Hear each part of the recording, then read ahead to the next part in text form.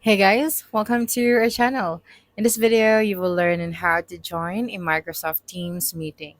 Okay, so here you just have to open your Teams application or logged into your Teams account on your web browser.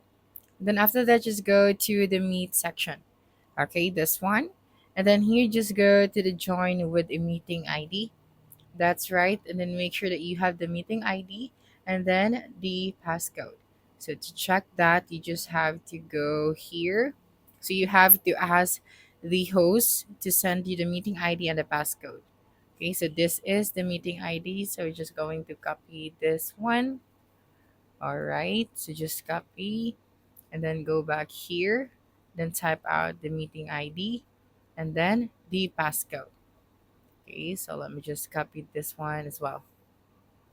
All right, so just copy and then go back to your account and paste it right here.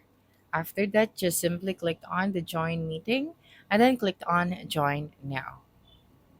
Okay, so that's it for this video. If you think this video helped you solve your concern, please subscribe, like this video, and leave your comment below. Bye.